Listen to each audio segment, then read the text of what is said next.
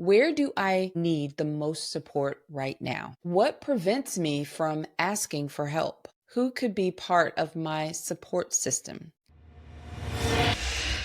Greetings, everyone, and thank you for joining me on this episode. Welcome to Public Health Entrepreneurs, the podcast for visionary leaders who are ready to transform public health and healthcare through innovation.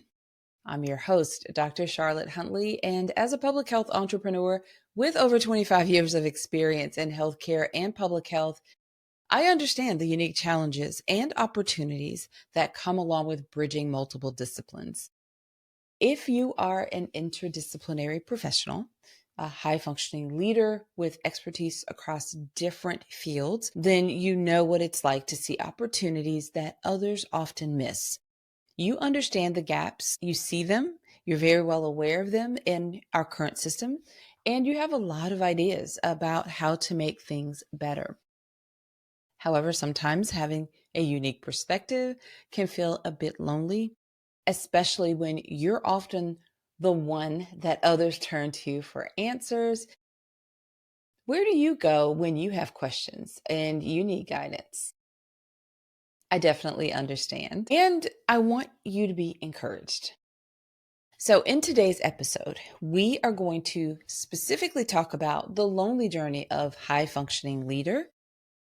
Not to be negative, I'm going to give you a lot of action items and some thought reflection questions to help you with moving through this. All right. Let's start by focusing and setting an intention for the week. And then I'll be able to share some of those actual steps with you. Now, I'm going to share this intention. You try it on for size, tweak it as you would like, but see how this feels for you. This week, I acknowledge that seeking support makes me stronger, not weaker. I give myself permission to be both a leader and a learner. I like that. Of course, I like that. I'm sharing it with you. I'm suggesting it for you. So I have some reflection questions for you. I personally think these are great journaling prompts. I encourage you to take about a minute or two and reflect over each question and write down an answer, a response that this is designed to help you. It's not something I'm asking you to submit to me. So my first question you can ask you, these are questions for you to ask yourself. So number one, where do I need the most support right now? Number two, what prevents me from asking for help? Number three, who could be part of my support system? Now, I'm imagining a lot of things as you're asking yourself this question, because I've asked myself these questions before, and I think about the answers that pop in my mind. There are reasons why we don't ask for help, and some of those can be self-inflicted. That could be from the way we were socialized or raised. And it can be very difficult for some of us. So I really want you to explore some of these questions. 4, how can I create safe spaces for vulnerability? I spent a whole year last year with vulnerability as my word and my focus for the year, and really striving to be more vulnerable. So that's really important.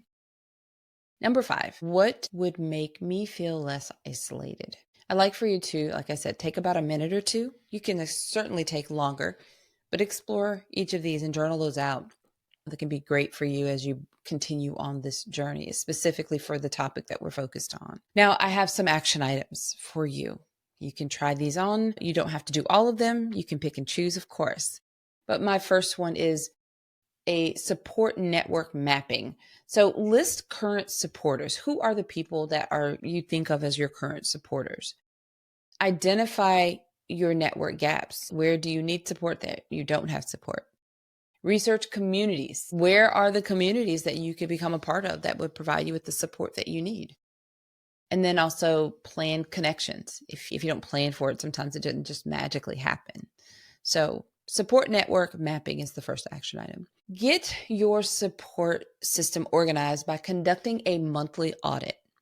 So you can grab a notebook and map out your inner circle of 4 quadrants. Okay, so maybe mentors, peers, industry contacts, and personal supporters. Identify where your light connections are. Maybe you need more tech-savvy peers or senior mentors, and pick 2 to 3 target communities that you would like to join. And then set calendar reminders. I love my calendar. I kind of follow the calendar very religiously. If it's in the calendar, it happens. So set calendar reminders each Monday to send out connection requests on LinkedIn, or follow up with contacts from a recent event. Now, here's a pro tip. Create a simple spreadsheet to track your potential connections and also to set follow-up dates. All right, so here's number 2 in terms of an action item. Personal development. Set learning goals for yourself, find mentorship opportunities, and join peer groups. And also schedule reflection time. I'm big on scheduling. If you schedule it, you make a plan, it's more likely to happen.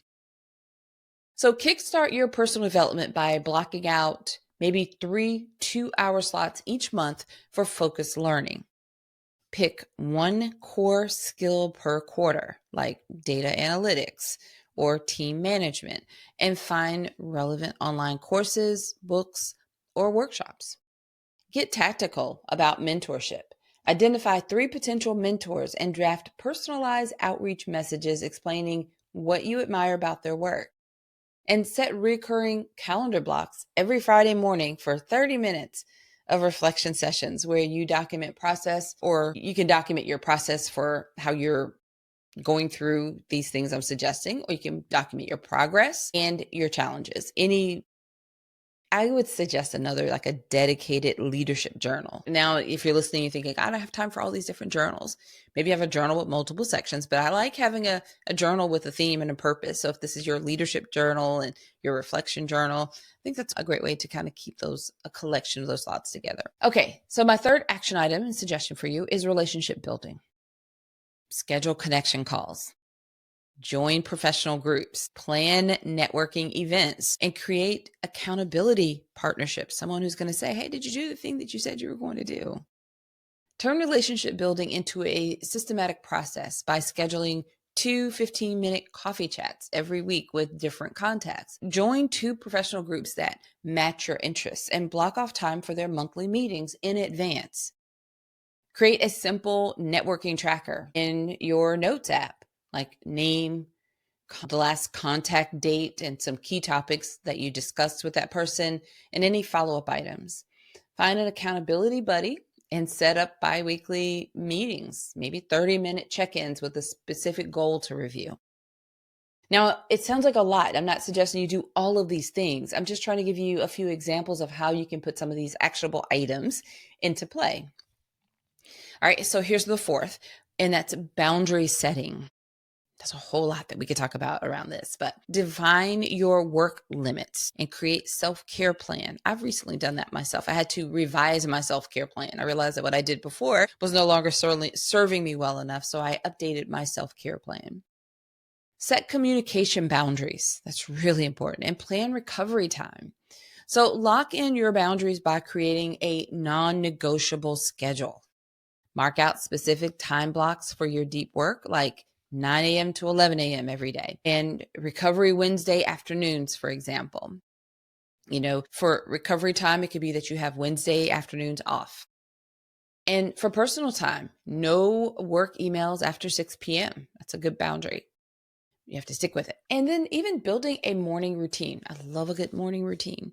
Build one that energizes you. Maybe it's 20 minutes of exercise or 10 minutes of planning and a proper breakfast. Use your phone's do not disturb feature. I use that all the time, and it annoys people to no end, but that's how you teach them to respect your boundaries. Use it during your focus time as well as your recovery time, those recovery periods where you need to block out other distractions from your phone.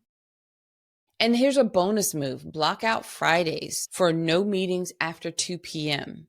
This is a great process in exercise and activity because if you have no meetings after 2 p.m., that gives you time to process your week and plan ahead. Setting an intention along with these action steps that I've suggested to you will help you create a framework for how you want to experience your week. They help you stay focused, stay aligned, and maintain this focus on what matters the most to you. All right. If you are ready to work with someone to explore more closely what's possible for you, then I invite you to consider working with me. As a public health entrepreneur who works with high-functioning interdisciplinary leaders, I provide the trusted soundboard and guidance that you might be looking for. We don't have this one-on-one working with me posted on my website, but you can certainly reach out directly through our Contact Us page and just mention that you heard me talk about it on this episode and you'd like to explore that option. Right now it's available. It will be available for a little while, but not always available, which is why it's not a regular feature. But feel free to reach out through our website, and we'd be happy to discuss that option with you. The website is publichealthentrepreneurs.com. All right, everyone. Until next time, have a fantastic rest of your day.